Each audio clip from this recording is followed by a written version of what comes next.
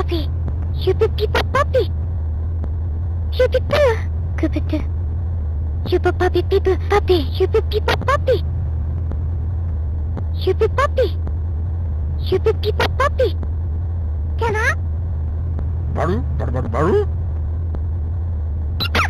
Karu, Panamanyu!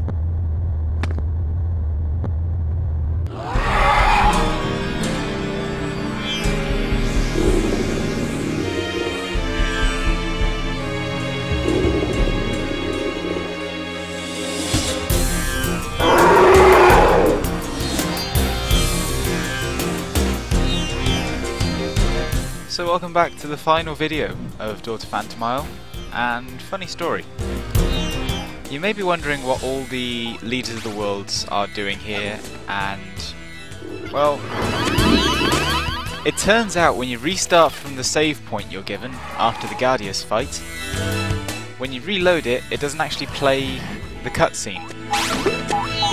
So there we go. Basically, we defeated Guardius, and he blew up the Nightmare Crystal. Our extremely ugly enemy Nahatum there was born.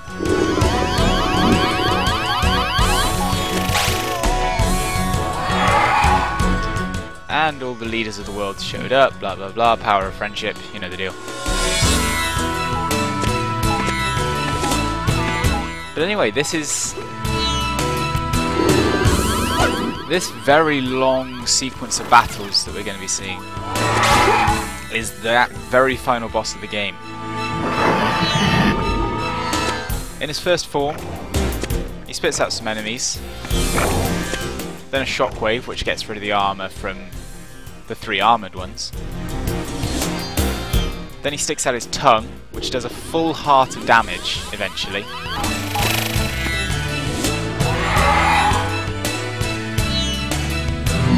And then another shockwave to get rid of the enemies. It's a nice cycle of enemies, nice cycle of attacks.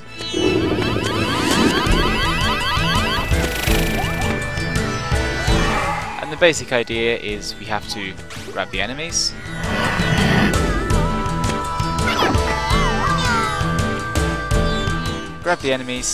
take them to the leaders there, standing with their giant cannons, and throw them to them in order to load the cannons. That's pretty much it. This first phase of the fight really isn't terribly difficult once you've learnt the attack pattern, because the pattern never changes. So it's just a case of, when he first spits them out, grab the unarmoured enemy. Then just focus on dodging. Then focus on dodging the shockwave. Then avoid the tongue. Ideally grabbing at least 2 enemies, filling at least 2 cannons each phase.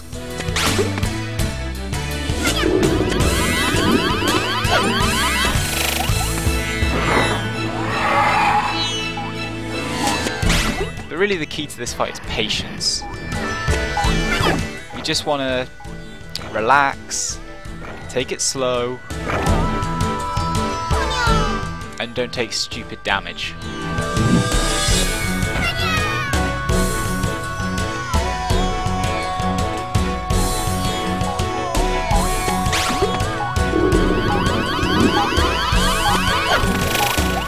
When all 5 cannons are loaded, Nahatum looks around, realises he's boned, and they fire.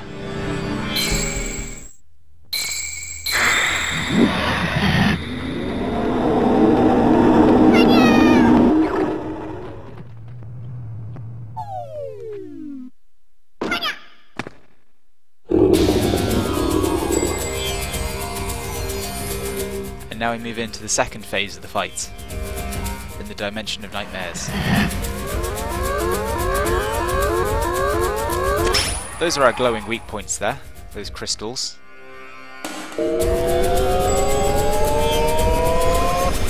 Basically, in this form, he only has one attack, and that's those eye lasers.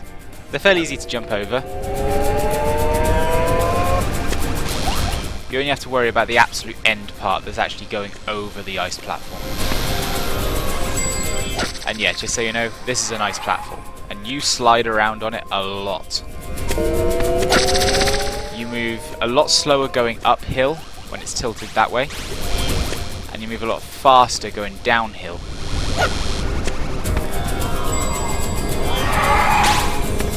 This is what really makes those eye lasers tougher to dodge. Because if you're running downhill, then you can outrun them. If you're running uphill to try and get to a crystal, you can't.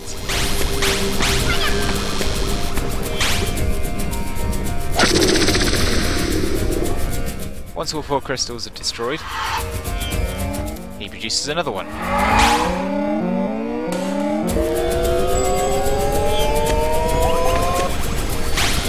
You don't have to worry too much about where you're grabbing your enemies from in this level. When you throw one, another one spawns at the centre of the platform.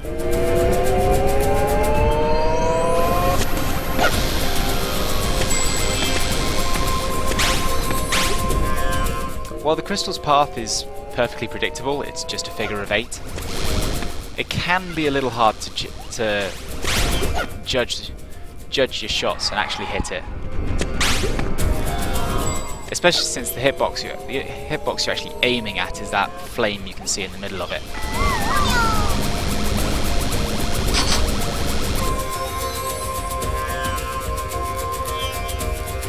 Thankfully though, when you die, it doesn't toss you right back to the beginning of the fight. I was very happy to get that shot of the Dark Moo just slipping off the edge of the platform.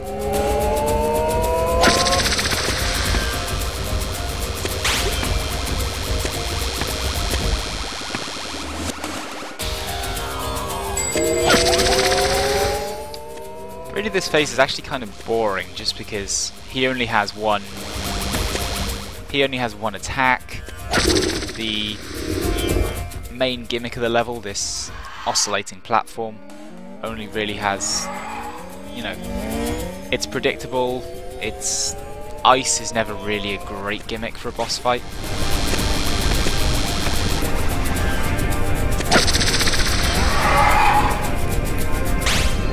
And just the fact that you're always dodging the same attack. There's never any jeopardy in grabbing enemies. So it's pretty much a big relief when that part of the fight's over.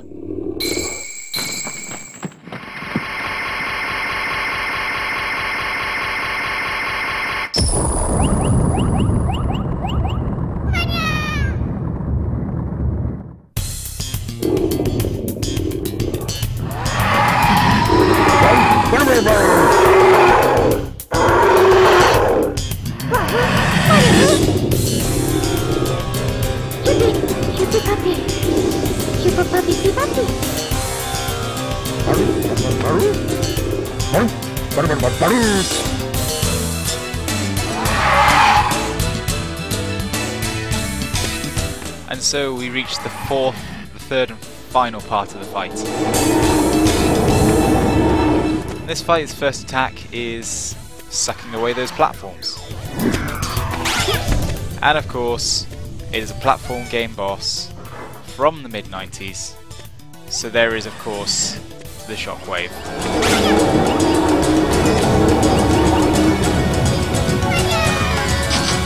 Of course, fall off the platforms and it's an instant death. Regular moves will spawn from the enemy spawners we've been seeing all throughout the game.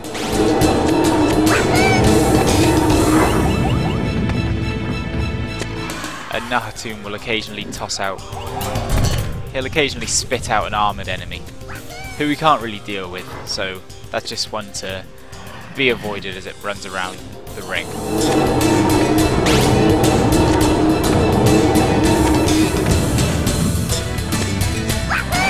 But the basic idea is the same as the first phase of the fight.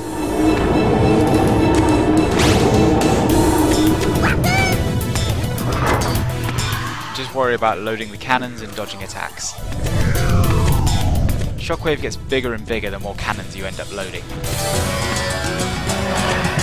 But he doesn't spawn more enemies, and while he does suck away more platforms, provided you just keep running, that's never going to become an issue.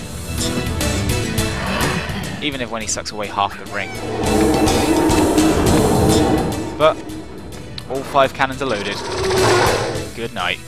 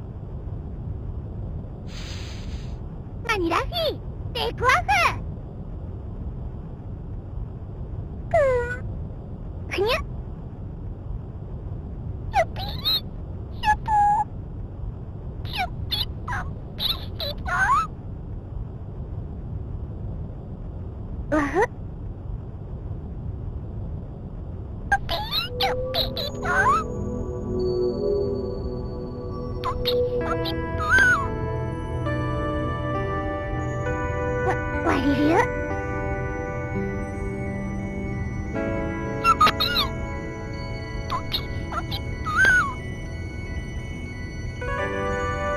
わふ、ワニ、ラフィルマ。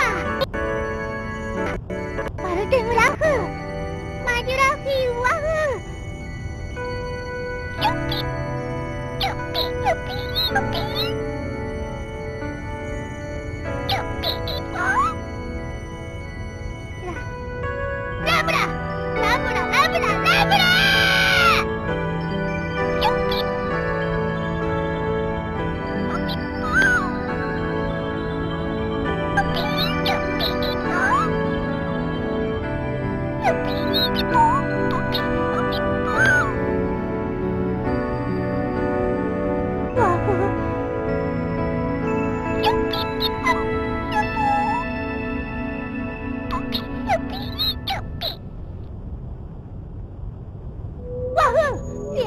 ルプラム、ルプラム。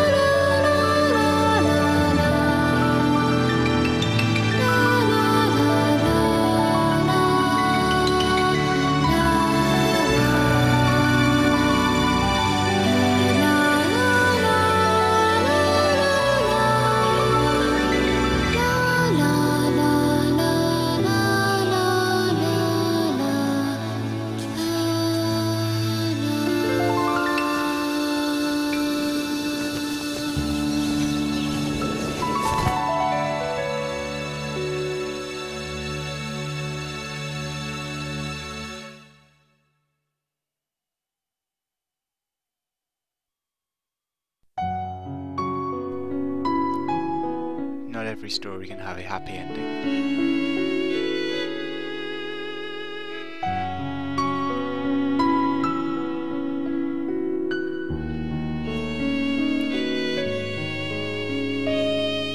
So that was Daughter Phantomile.